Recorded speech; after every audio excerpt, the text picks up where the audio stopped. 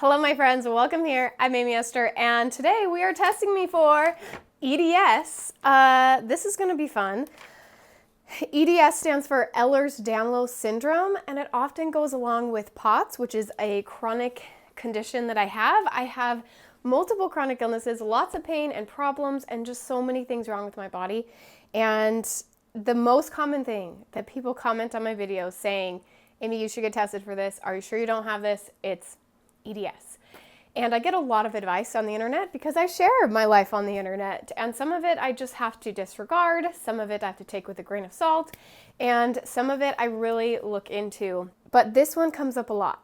In my recent video I was saying that I felt like there was something else going on, there was something we hadn't quite figured out yet, and seriously like 90% of the comments said, Aimee, EDS, EDS, EDS. So today we're going to test me for it together. I found this on Ehlers-Danlos Society website. I will link it down below, and it has all the things to score yourself. And I actually did this, I already recorded this video, but I'm re-recording it because I realized that I kind of did it wrong.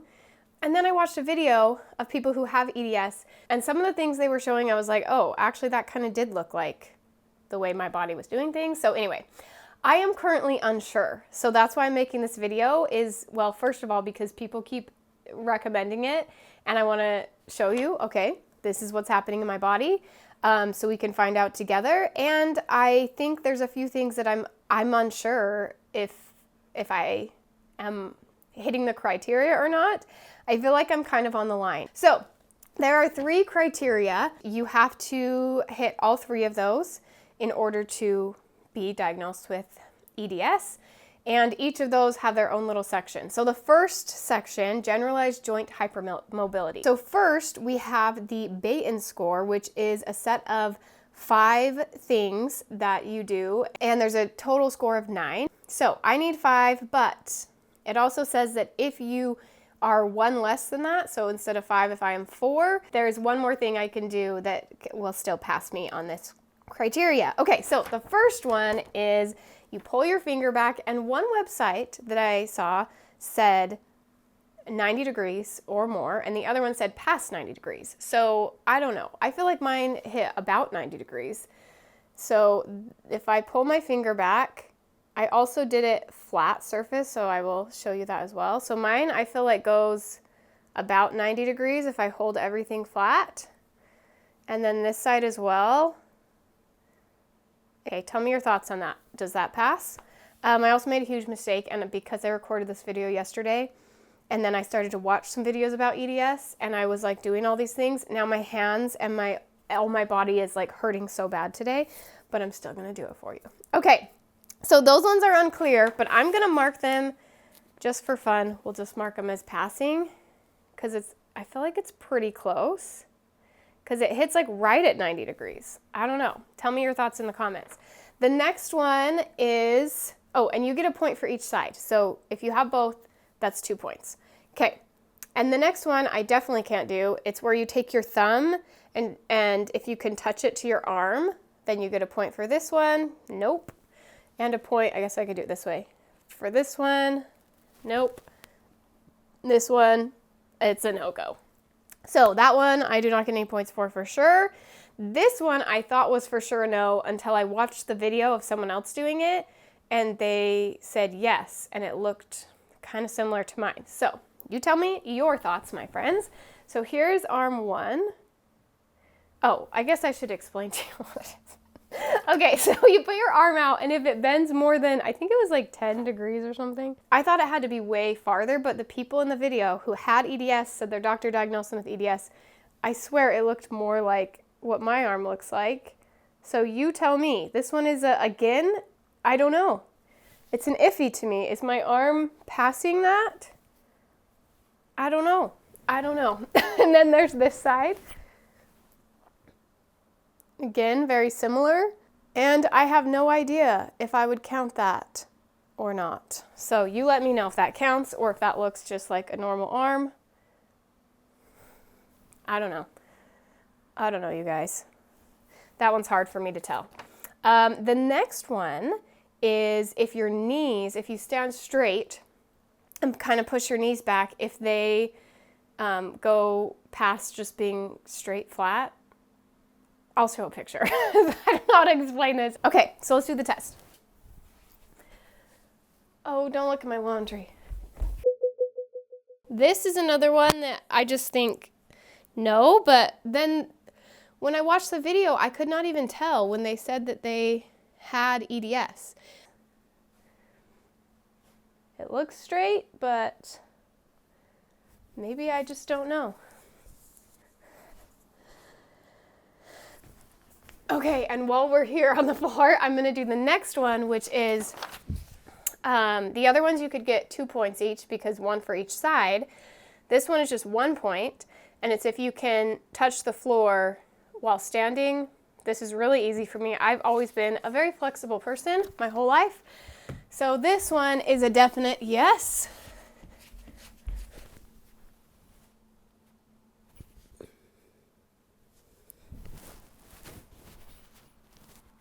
Okay, so I don't know what I scored on that. Originally, I only gave myself a 1 for the bend over, but the arm thing, I was like, I don't know. I don't know. I mean, I still feel like I probably had less than 5. But if my arm thing and the finger thing counted, then I would have hit 5, or at least 4. So let's just for funsies pretend that I passed that or got at least 4. If you get more than 5 in that section, you're going to just move on to criteria 2, but I am just going to show you criteria, the last part of criteria 1, just in case. You only got 4 out of 5. So first it says, if your Beighton score is 1 point below age or sex-specific cutoff, 2 or more of the following must be selected to meet criteria. So number 1, can you now or could you ever place your hands flat on the floor without bending your knees? Yes, my entire life. That has always come very easily to me. Number 2, can you now or ever bend your thumb to touch your forearm? Never tried it in my life until this. I'm gonna put that as a no because I cannot do it now. As a child, did you amuse your friends by contorting your body into strange shapes, or could you do the splits? I definitely could do the splits very easily. So that is a check for yes, but I wasn't like double jointed or like felt like I could do weird things. I would have like special parts in our dance routines because I could do the flexible things, and those always came really easy to me. So anyway, that would check yes, because for sure I could do the splits, but I also would say I'd do weird things with make shapes and stuff. Or like this thing where you like do and reach back. I could always do that and like reach my arms. Okay, the next one, as a child or teenager, did your shoulder or kneecap dislocate on more than one occasion? No, that's never happened to me. And do you consider yourself double jointed? I would say no. So I did get 2 on that. It said you need 2 or more. So if I passed the first part, Beighton score, which again, I don't really know, then if I did pass that, then I would have passed that second part. Criteria 2 says 2 or more of the following of A, B, or C must be present. A are different features. You need at least 5 of them. We'll go through. B is if you have a family history, a positive family history of first-degree relatives meeting the EDS criteria. That one is a no for me. Feature B I do not have, but I'm going to go through A and C with you because those ones, again, question mark. Maybe I pass. Okay. Feature A says 5 must be present. So, unusually soft or velvety skin. No idea. But in the video I watched, they were feeling right here, and it is very soft. But it's so subjective that I don't know. But I mean, it's very soft, but is it normal soft or is it extra soft? No idea. This one is also a question mark. Mild skin hyperextensibility. This one I thought was a no until I watched a video of other people and it looked like what my skin does. So you tell me. I had my husband do it as well, and it was a little less than what I have. So do you think this is what did they say? Hyperextensibility, mild skin hyperextensibility. So like, let's see.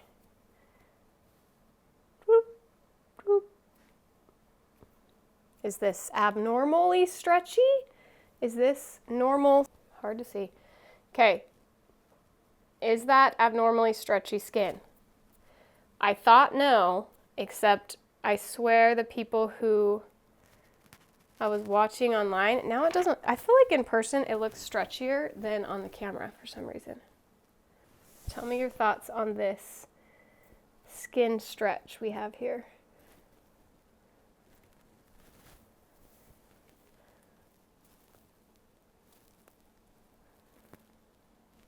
Now everything hurts. Oh, they also do their neck. There's a neck one for you. Is this normal stretch? I'm just doing all of it so you can see everything, I guess. All right, let me know. Is that normal stretchiness or not? Everything hurts now because I just pulled my skin so much, but okay. The next one, what time is it? I have a coaching call. Okay, we're good. The next one is unexplained striaticine on the stretch marks. I can't read to save my life. On the back, groin, thighs, breasts, or abdomen in adolescents, men, or prepubertal women without a history of significant gain or loss of body fat or weight. Here's the deal. I have been pregnant, have insane marks from pregnancy in many places, for being honest, but I did have, technically that doesn't count because I was pregnant, but I did always have stretch marks on my legs. So I count that as a yes. I've always had stretch marks on like my thighs and like inner thigh, I don't know. So that definitely yes, but they're in places that I'm not going to show you on camera. The next, okay, this is so interesting. Bilateral something or other, something of the heel. This. But it's so funny because this is something I've had my whole life and they would always be in different places. In fact, at one point they were on the top of my foot. They're now on my heels where it says they are. But like I would have these weird bumps and then they would move. Like I wouldn't see them moving, but like 6 months would go by and they'd be in a different spot. And it was like every time I would notice them, after a few months, they would like move. It was weird. Anyway, but now I definitely have these little bumps. Here's a picture of what they look like. Definitely have those on my heels and have had them my whole life since I was a kid. Recurring or multiple abdominal hernias. No, I've never had one. Atrophic scarring. Yes. Atrophic scarring is like where it goes down. I've always scarred easily, I guess. Like I have one on my chin. It's not atrophic, but I do have one on my skin. I have an atrophic one on my leg. I didn't shave. Ooh. I'm not going to show you because I didn't shave. And then I have some on my abdomen from when I had surgery that kind of like go in. I've always had weird scarring stuff and it wasn't on here, but I know I read somewhere that people with EDS bruise a lot. I bruise so easily. Like I have a bruise on my knee right now. I don't know if you can see that. And one on this knee. I don't know where these came from, you guys. I have just always bruised so easily my whole life. Sorry, bruising is not on this list, but I just mentioned it. All that to be said, I do have, it says at least 2 sites. I do have at least 2 sites, for sure one on my leg from when I was a kid and scraped it, and then one on my abdomen that is like in. The next one, pelvic floor, rectal, or uterine prolapse in children, men, or I think that means women who haven't been pregnant without a history of morbid obesity or other known predisposing medical conditions. So here's the deal, my friends. I had pretty severe uterine prolapse. I did have it after my pregnancies though, but it was when I was 26 years old. I had only been pregnant. It started when I had one baby, got worse after the second, and my doctor was like, this is not normal for your age, for like the way my deliveries were. It's just not normal to have prolapse as severe as I did. I also had to have a lot of pelvic floor repair. I was prolapsed in my bowel and in my bladder, and I had to have a urethra sling put in because everything was just so loose down there. So this one is a hard one because I think technically it only counts if you haven't been pregnant, but I don't know if it would have happened without pregnancy or what, but my doctor definitely made it sound like for my age, it was not normal to have such severe uterine prolapse, and I ended up getting hysterectomy. Like, it was really bad. So I feel like that counts. I don't know. You tell me what you think. And so far we're at 4, possibly 5. The next ones I don't have any of. Oh wait, I did check that one. I don't know. So dental crowding or higher narrow plate. Whoa, I just realized I'm like not in frame. Okay. Dental crowning. I've never been told that, so I'm going to count that as no. The Walker sign, this, I don't know what the word is. I'm going to say it wrong. The Walker sign or the Steinberg sign is where your thumb like pokes out. That does not happen for me. Pinky. You can wrap your pinky and they'll cross. That doesn't happen for me either on either side. So that one's a no. And then we have arm span to height ratio. Okay, I did this with my 5-year-old daughter. So there is, of course, room for human error, but it was exactly 1.05. So that was really weird. The next one, mitral valve prolapse. No, never had that. Aortic root dilation with Z-score of 2. Never heard of that, so I'm going to mark that as no. So we had possibly 1 for the soft skin, possibly 1 for the skin hyperextensibility, for sure 1, 2, 3, 4, and if I measured right, 5 for my arm to height ratio, which puts me at a pretty, between, you need 5 or more. So if I've got for sure 4 and a possible 3 more, I don't know. I feel like that might count. Okay, so of this criteria 2, that is just feature A, and remember feature B, I did not have a family history. We need 2 or more of A, B, and C, so I have to have C in order to pass, and this is 102,000%. Yes.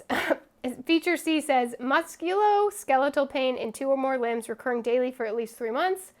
Yes, literally all the time. Chronic widespread pain for at least 3 months. You only need 1 of these. I 100% that have been diagnosed with fibromyalgia because I didn't know what it was. And then the last one, recurrent joint dislocations or frank joint instability in the absence of trauma. I have not had that, but I definitely have had the first 2. So, and you only need 1. So we have definitely passed feature C, possibly passed feature A, which would technically pass me. And again, criteria 1, we don't really know. Okay, criteria 3 is really just exclusions, absence of unusual skin frailty that maybe be other types of EDS, exclusions of, and by the way, I looked into other types of EDS. None of them seemed even close to what I was going through. The next one is like excluding other connective tissues disorder like lupus, rheumatoid arthritis, and various other things. And then excluding of alternative diagnoses that may include joint hypermobility, and none of those. I've never even heard of most of them. So that means I passed criteria 3, that I just don't have any of those other things that could be similar symptoms. So my friends, I thought this was a definite no, and now I'm just so unsure. I think I passed criteria 2 based on for sure having 4, and I feel like at least, and then 3 others that are a possibility, and I needed 5. I think I passed criteria 2. Criteria 1, I am still very unsure about. You let me know in the comments. What do you think? Do you think I have EDS? This is one of those complicated disorders that, I don't know. I mean, it would explain things, but also from listening to people who have EDS, it just seems like it's way more hypermobility than I have. I've never felt like I'm double jointed, but then at the same time, everybody's a little different. So who knows? I don't know, my friends. You let me know in the comments your thoughts on this. Thanks for doing this with me. If you're not yet subscribed to my channel, make sure you're subscribed. If you're not yet joined in my community, make sure you're joined. If you're watching this in the month it goes live, there's a special thing happening. So head to the link so that you don't miss out. And I would love to see you there. We are doing amazing work, and you definitely want to try it out. You can do it for a month, quit anytime if it's not working for you. So I highly suggest just giving it a go and seeing how it is, because trust me, you're gonna love it. Okay, anyway, my friends, have a wonderful day, and I hope you are in less pain tomorrow than you were today, and I'll see you real soon. Bye.